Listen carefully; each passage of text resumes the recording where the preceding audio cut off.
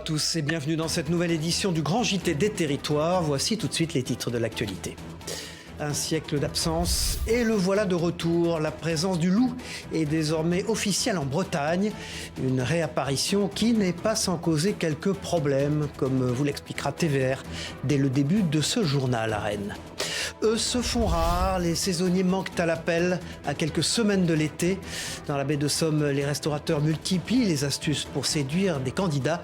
Les détails à suivre avec WEO TV, la chaîne de la Voix du Nord. Et puis il sera aussi question de courage et de sport dans ce journal, avec, vous le verrez, le défi relevé haut la main par des résidentes d'un EHPAD, grimper à pied le premier étage de la Tour Eiffel. Un exploit suivi par la rédaction de Canal 32 dans l'autre. Et puis jeune et ambitieux, en fin de journal, la rédaction de 8 Mont-Blanc nous dressera le portrait de Naïm Belhassen, un boxeur de 24 ans qui rêve de championnat du monde. Voilà, il n'y a plus de doute, le loup est de retour, en Bretagne en tout cas. Cela faisait près d'un siècle que l'animal n'avait pas été aperçu dans la région. Et comme partout ailleurs, la présence du loup n'est pas sans causer des débats sur place. Entre attaque de troupeaux et défense de l'espèce, le point avec ce sujet de Frédéric Lorenzo pour la chaîne TVR à Rennes. Regardez. Le loup est de retour en Bretagne. Après un siècle d'absence, c'est une certitude depuis l'enregistrement de cette image, le 4 mai 2022 à Berrien, dans les monts d'Arrée. Le loup laisse aussi d'autres traces.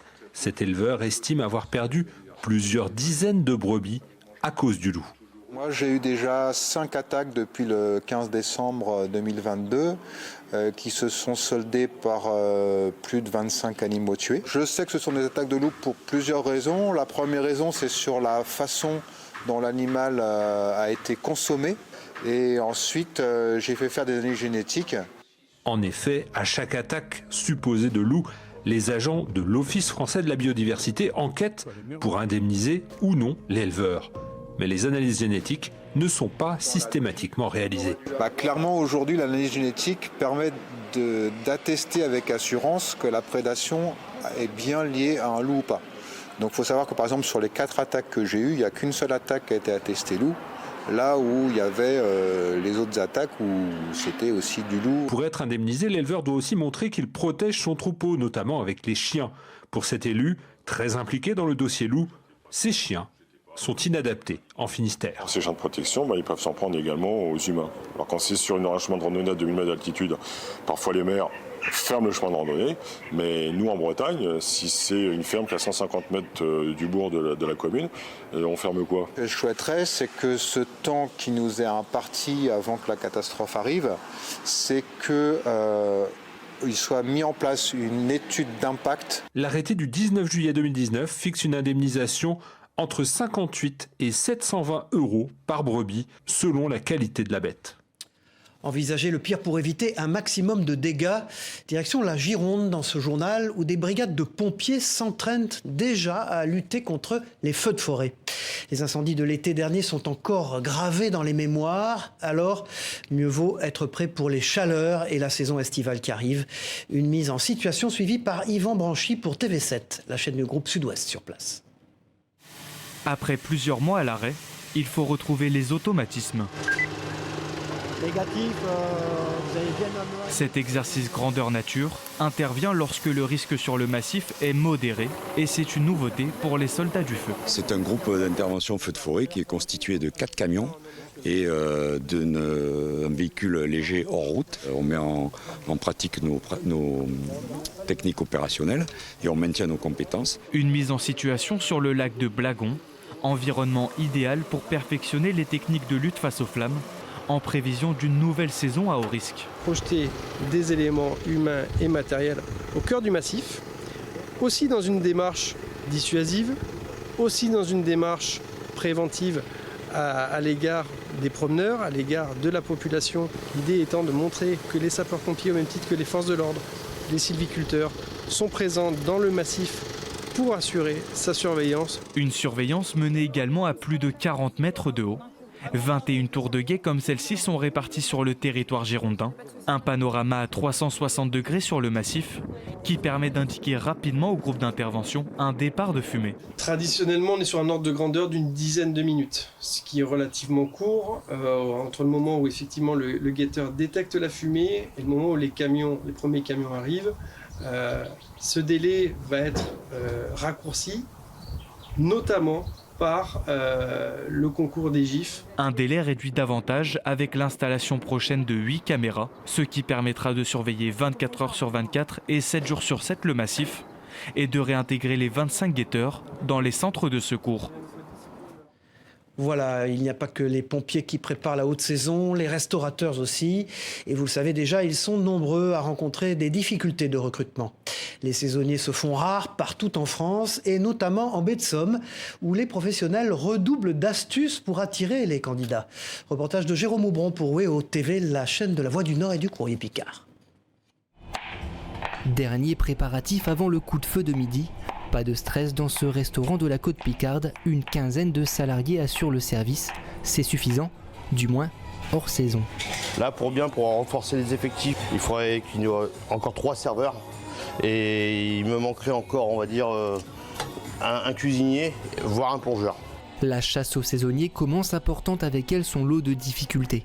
Trouver de la main-d'œuvre en restauration n'est pas chose facile, alors cette année, Jean-Philippe redouble d'astuces. Voilà, ici, ça sera le studio pour les saisonniers, donc capacité 1 à 2 personnes. Ouais, je pense aussi. Un logement que le restaurateur aménage dans l'espoir de séduire plus facilement de potentiels salariés.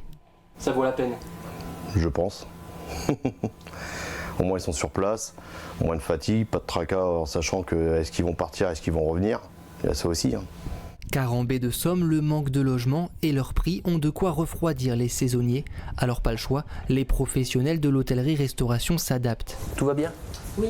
Ça donne quoi aujourd'hui? Ici, les frais de déplacement des salariés les plus éloignés sont pris en charge à hauteur de 200 € par mois.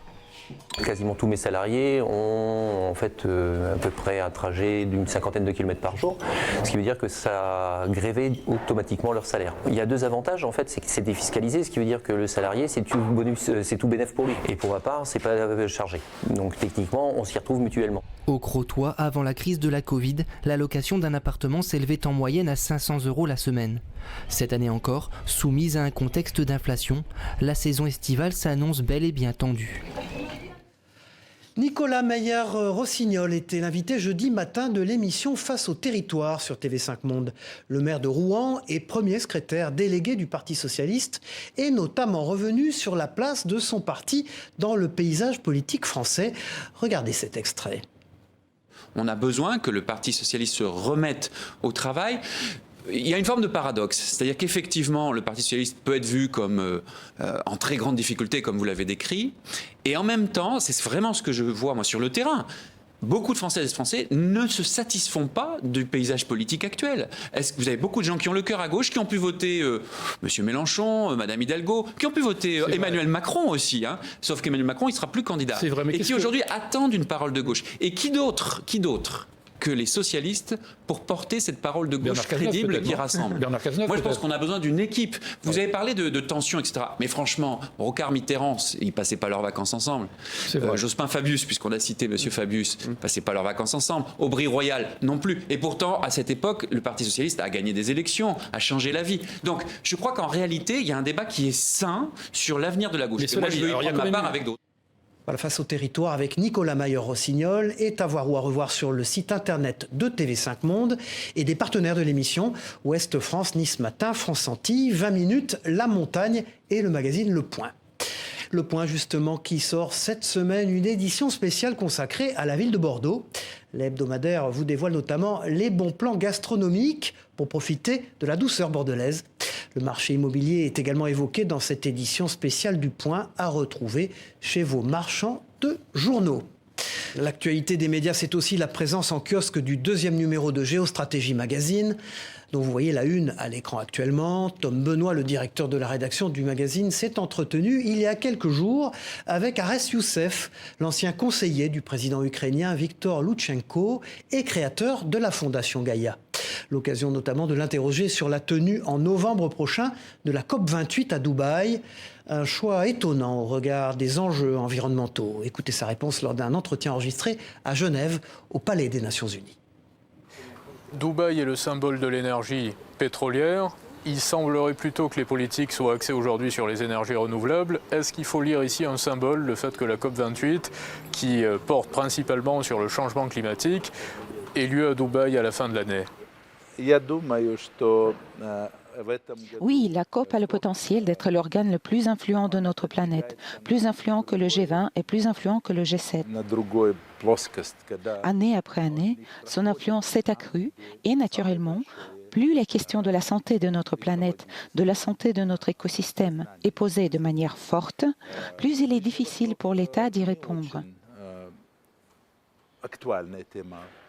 Il me semble que le fait de repousser la COP vers des régions où le problème environnemental n'est pas le plus urgent, parce qu'il y a des problèmes plus pressants dans cette région qui doivent être traités en priorité par rapport à l'environnement, est une démarche visant à réduire la pression sur les principaux États du monde qui, eux, doivent répondre d'une imminente catastrophe mondiale.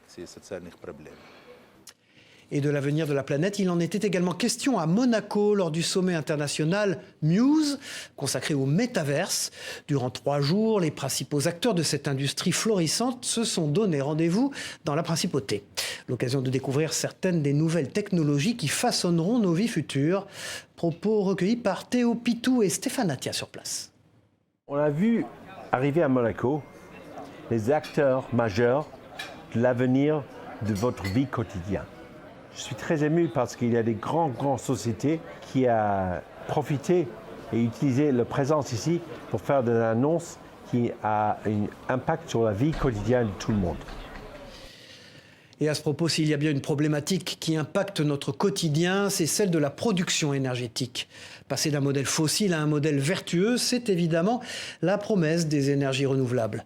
Dans la Sarthe, vous allez le voir, la filière éolienne est porteuse de débouchés professionnels, mais encore faut-il la faire connaître aux plus jeunes. C'est l'objectif justement de la Fédération France Énergie qui organise des visites au plus près des parcs éoliens. Un reportage de Laure Girard pour LMTV Sarthe. Les regards sont souvent en l'air et pour cause, ce groupe d'élèves du lycée sud du Mans s'est déplacé entre Thoigné et Courguin pour découvrir ce qu'est une éolienne. Pendant 2 heures, toutes les questions sont évoquées sans tabou. Vous savez à combien de mètres on doit être des habitations? C'est 500 mètres. Parmi ce groupe, une quinzaine d'éco-délégués sensibles aux questions environnementales. On comprend comment ça marche et on va pouvoir expliquer aussi aux autres après. C'est ça qui est intéressant. Les 3 machines du parc Nord-Sarthe 2 alimentent annuellement 6500 foyers. Leur mât culmine à 110 mètres de haut, 170 mètres avec les pales et cette mécanique doit être entretenue et régulièrement surveillée. C'est là qu'intervient l'ingénieur exploitation qui parle aujourd'hui de son métier. Mon travail au quotidien, c'est vérifier le bon fonctionnement des éoliennes, piloter les choses à prévoir sur chaque parc éolien. Des métiers qui se développent en même temps que le parc éolien français et ligérien. La région Pays de la Loire est particulièrement avancée dans le domaine. On est la seconde région en termes d'emploi dans l'éolien. On est à peut-être 2600 emplois dans la filière éolienne. Qu'ils s'orientent vers des filières générales ou technologiques, ces jeunes ont pu découvrir des dizaines de métiers portés par ces éoliennes. Voilà, et de l'éolienne au moulin à vent dans ce journal, direction le Tarn pour découvrir ces très belles images de l'un des derniers moulins encore en fonctionnement d'Occitanie. Restauré il y a une trentaine d'années, celui-ci tourne comme au XVIIe siècle et permet toujours la fabrication de farine. Explication et images récoltées par Manon aussi de la Dépêche du Midi, notre partenaire sur place. Je suis très contente de travailler ici, c'est vrai qu'on ne s'en lasse pas. Tous les jours de monter au moulin et le mettre en route quand on peut. Et de produire de la farine, oui, c'est très satisfaisant. Au premier, je vais vérifier la météo. Et en fonction de la météo, justement, je vais pouvoir adapter les voilures à l'extérieur. Je vais savoir effectivement si je vais toutes les installer en fonction de la puissance du vent. Je saurai si le moulin va tourner au cours de la journée. Allez, sans transition, que diriez-vous de grimper 327 marches? Un défi pour le moins sportif que vient de relever 6 résidentes d'un EHPAD troyen. Âgées de 84 à 99 ans, ces seniors ont monté à pied jusqu'au premier étage de la Tour Eiffel. Un pari relevé en lettres capitales suivi par la rédaction de Canal 32 dans l'Aude. Regardez. Avant de commencer l'ascension, l'heure est à l'échauffement pour ces 6 résidentes d'EHPAD. D'ici quelques minutes, elles graviront 327 marches pour atteindre le premier étage de la Tour Eiffel. C'est impressionnant, mais bon. Je l'ai fait il y a peut-être 40 ans, mais je me suis bien plus bien. Vous les sentez comment ce matin? Alors, toujours un petit peu de stress, content d'être ici pour tout le monde et puis impatient de pouvoir monter les premières marches. 11h15, début de l'ascension, les seniors âgés de 84 à 99 ans avancent chacune à leur rythme. Comment vous vous sentez? Bien. Ça se passe bien pour l'instant? Dans le groupe de tête, Rose, Jeanne et Monique. On arrive doucement au bout, mais on y arrive, hein, je crois. Je crois qu'on est à la fin, là, presque. On reprend notre Il ne reste plus que l'escalier, là. Rose, 84 ans, est la première à atteindre le sommet en 30 minutes seulement. J'aurais jamais cru faire ça un jour. À mon âge, je suis ravie. Geneviève, 99 ans, la doyenne du groupe, arrive en dernier après 40 minutes d'ascension. Oh, les émotions. Allez 40 minutes pour monter ces 327 marches, sachant qu'elle a loupé en plus un mois et demi d'entraînement. On ne sait jamais qu'on allait me faire des choses comme ça à mon âge. Bon, vous êtes fiers de vous? Vous pouvez, c'est super. Mission accomplie pour les 6 résidentes, une fierté pour le personnel de l'EHPAD Saint-Vincent-de-Paul. Vous vous rendez compte, ce projet un peu fou, au final avec les beaux sourires que vous avez aujourd'hui, c'est magnifique. La vie ne s'arrête pas à 60 ans, 70, qu'à n'importe quel âge, on peut se donner un objectif. Quand on est correctement accompagné, ça fonctionne très très bien. Une fois remises de leur effort, les résidentes ont pu profiter d'un bon restaurant et d'une balade sur la Seine. Voilà, et bravo à elles pour leur performance. Ils sont un peu les anges gardiens de vos balades en forêt. Les rando-pisteurs sont en pleine action ces temps-ci pour nettoyer les chemins empruntés par les randonneurs. Objectif, tout faire pour assurer la sécurité des promeneurs avec le retour des beaux jours, comme a pu le constater Justine Barrault pour Via Occitanie. Regardez.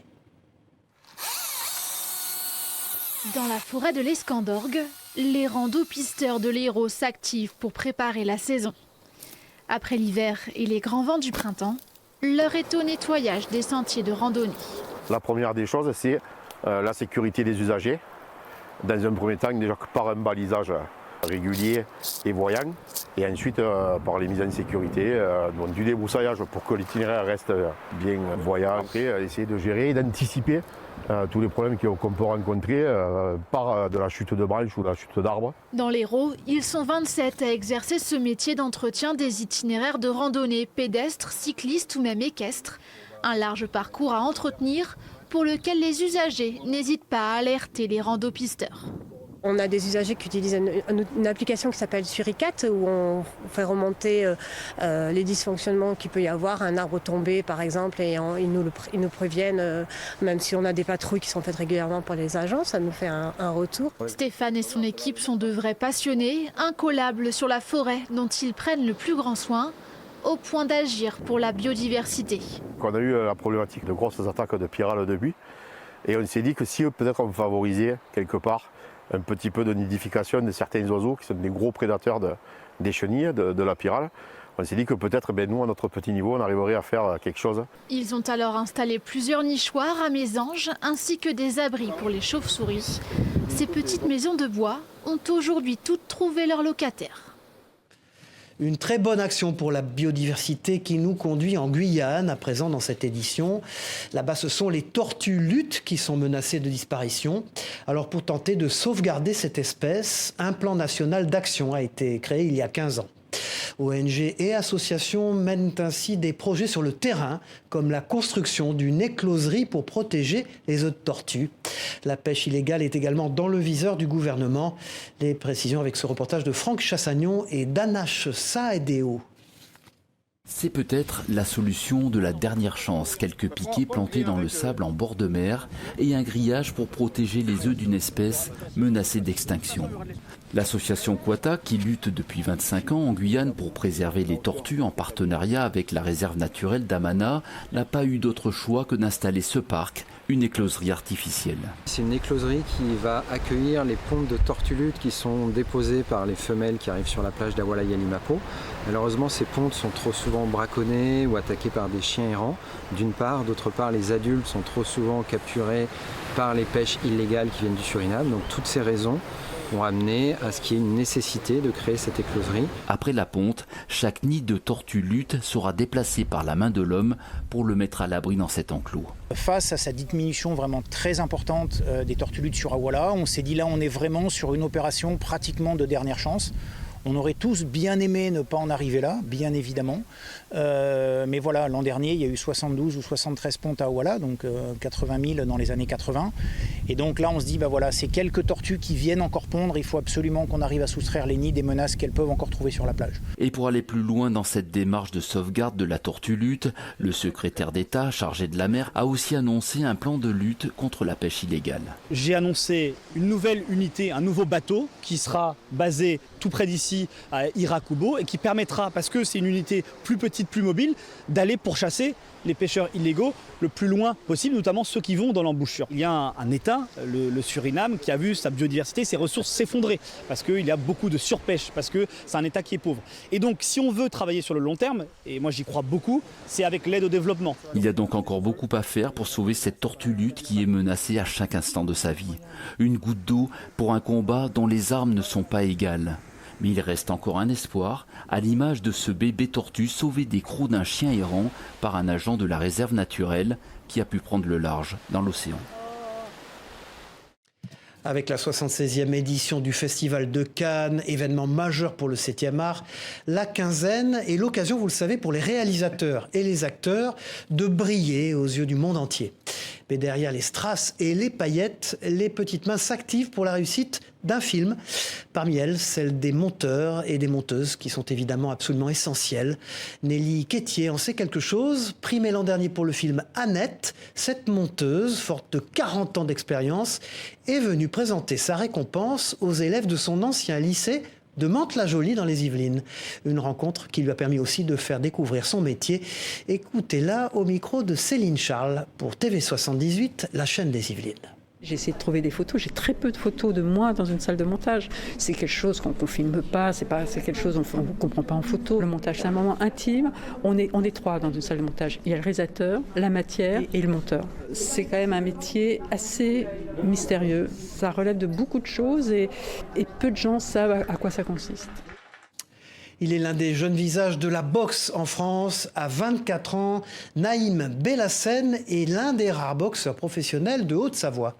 Formé chez lui, dans sa ville, par ses oncles et son père, il rêve aujourd'hui de grandeur et de titres. Mais avant cela, il a encore tout à prouver au plus haut niveau. Un reportage signé Sébastien Germain pour la rédaction de 8 Mont-Blanc. À 24 ans, Naïm Bellassène incarne peut-être le visage de la boxe haut-savoyarde de demain. Choyé, couvé et façonné ici chez lui, au Boxing Club de Bonneville. Cet athlète complet est aujourd'hui un des rares boxeurs professionnels du département. Face à ce constat, il est aujourd'hui conscient de faire partie d'une certaine caste. Ce que ça représente, déjà c'est une fierté, parce que je me dis que c'est mon père et mon oncle qui m'ont formé. On n'a pas besoin d'aller à Paris ou dans des grandes villes pour se faire former. Passé pro en pleine période Covid, Naïm Bellassène n'a pas encore pu donner la pleine mesure de son talent. En février dernier, après 8 mois éloigné des rings suite à une grave blessure au métacarpe, le Bonnevillois a renoué avec le succès en battant Kevin Jamois. Et si son prochain combat est prévu pour l'instant le 20 mai, celui qui a longtemps hésité entre la boxe et le football voit beaucoup plus loin. Donc j'aimerais bien, pour commencer, être champion de France, après défendre plusieurs fois mon titre, être champion d'Europe et monter, être champion du monde. Moi, vraiment, c'est vraiment ça mon objectif et je vois loin parce que je sais que je vais le faire.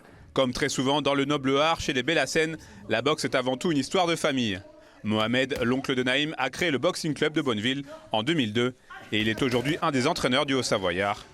Et pour la structure très soutenue par la municipalité, le passage en professionnel de Naïm n'est pas sans conséquences. Ça implique beaucoup de choses parce que nous, derrière aussi, on doit monter de niveau. Bon, on a les boxeurs amateurs à côté, on a la boxe éducative, mais derrière, on a le boxeur pro avec nous.